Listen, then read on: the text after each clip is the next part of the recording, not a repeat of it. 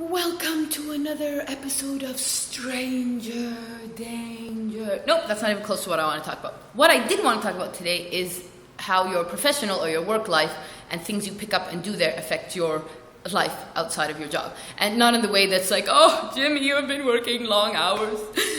Timmy asks about you all the time. You're never here. No, not like that. None of that case. But more in the, what the hell does that mean? What? Any of those fashions. Type of way. So for example, like my sister recently started working at an airline, and after a while she sent me a message. She's like, "We got a rooster." I'm like, "You got a what? Oh my god, what airline do you work for?" I'm quitting all my jobs. I'm coming to work there. They give away free animals. It turns out that it's not an actual cock-a-doodle-doo. In airline terminology, a rooster is something completely different. So there. That was, settled. Anyway, so I can't explain to you what it is. You guys just go look up what a rooster is.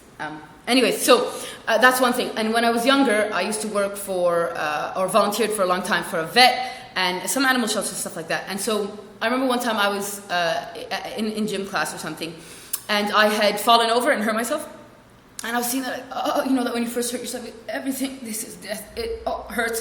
And I was sitting there, like, holding my hand, and the trainer or whatever, the coach walks over, and he's like, "Oh, what's the matter, what hurts?" And I was like, holding my hand, and I was trying to say that it's my hoof, my paw, my leg. And he was just like, "Do you moonlight as a werewolf / horse / Pegasus / duck / what? I don't know. What is your wing okay too?"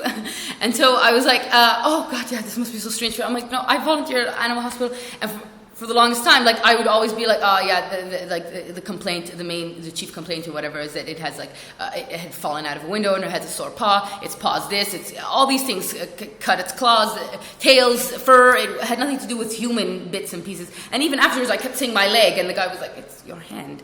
And so anyway, it was my wrist, and I just couldn't get the word for it. And it's not this wrist. Like this is binded, but it's not like from that injury. That injury was a long time ago. It was on my right hand. It was like 5 years ago.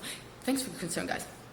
But seriously, you're suffocating. So anyways, I'm okay now. That was a long time ago. But that's another example of how like things that you pick up at work, they just kind of stick with you and they're there, and your perception changes. It's not the way it was before. Like I'm sure now when my sister goes into an airplane, she says, "Oh my God, yeah, here's where they're going to put all the screaming children. Okay, yeah, these are definitely too stuffy for anyone over the weight of like 160 pounds. But okay, they're going to, okay, yeah, and okay, these are the exits, yep, and oh God, this is so suffocating, and what am I doing?" Whereas before she was probably like, "I'm a little passenger, here I am flying." Not that my sister acts like that.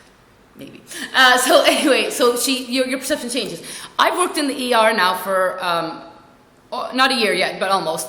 And during my time, I see many things, and I pick up a lot of things, and they stick in my head. And so, for example, if a long time ago somebody was like, "Hey, so-and-so is like in a car accident," I would just be like, "Oh my God, are they okay?" And they'd be like, "Yeah, they're okay." I mean, I would be more concerned if the person telling it was all nonchalantly like, "Oh, the person was in a car accident, it was lovely." Turns out the airbags were full of glitter, and so when it burst, it was like a disco. No, like, okay, so if they were casual, I'd be, "Oh, is everything okay? Oh, that's good news, everyone's okay." But if it wasn't, I'd be like, "Oh my God, dude, should we be at the ER? Is it written? Where should be? The morgue already? Oh my God." But, okay, so anyway, but I wouldn't think beyond that. are they okay or are they not okay? What's the next step from there? Now, when someone's like, "Oh God, my buddy was in an accident," I'm like, "What? What type of accident? Oh, head on? Oh my God, head on, yeah, mangled from the waist down, and there were dead children, dead, okay, and everything must smell like a shawarma shop because it all smells like smoked, some type of smoked flesh, because that's what I've experienced. These are the things that now I just start jumping to conclusions before anyone has ever said anything, and that causes, problems of its own, but unrelated. So, this is how your job affects you. And so I have this friend, she messaged me the other day, and this friend, I usually, she's very close to me, but I usually hang out with her kids and play video games whenever she just like needs to get out and get away. I know that's the type of life I lead. I am a fully grown person, and yet I still play video games with children. It's okay, it's none of your goddamn business, okay? But we're so good and so fun, so you guys should join us.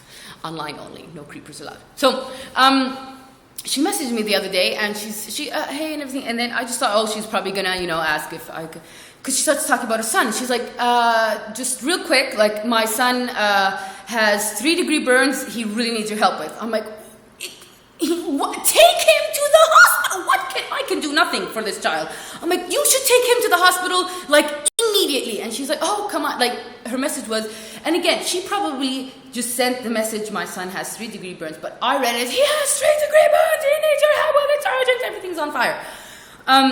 And then she was like, okay, it's not that bad, I don't think he needs like a hospital to take care of this issue. I was like, yes, he does! It's pretty darn serious! You should take him there to the ER immediately. And she's like, I don't know. I'm like, what did you think I could do? She's like, I don't know. She's like, he's the one who said that apparently last time you helped him with a program or something and it was easier. And I'm like, what are you talking about? Yeah. But the boy has a file there now. You just go and it's the ER. You don't need a file. You just say, hello, was on fire, not on fire anymore, severely burned, take him. He's like a crisp. And they will take him. Like I was like, what is going on? And then I was like, you know what? I don't know why we were texting back and forth. This is pretty urgent. We should probably have been doing this over the phone or just, she should have gone like 20 messages ago. And so I'm just like, and she's like, that something along the way, like kind of just clicks or dawns with me. And I'm like, he has, and I reread it and she's like, he has 3D burns he needs your help with. I'm like, oh my God. The kid has 3D movies that he wants to burn onto DVDs or CDs or not CDs or Blu-ray and it's not working. Like he needs help. And I don't know why he thought I could help. I suck at technology. But I was like, okay, now that I know what's going on. I was like, oh yeah, 3D burns like CDs, DVD burns. Oh, okay, yeah, I thought you meant... And I was like, okay, because I was saying, like, seriously, no amount of video games I can play with your kid will surgically enhance or make him better after being burned in the 3rd degree. Just, also, good luck with the 3D movies, because I suck at, I don't know how I'm going to help you with that either. But, yeah, see, this is how it affects your life.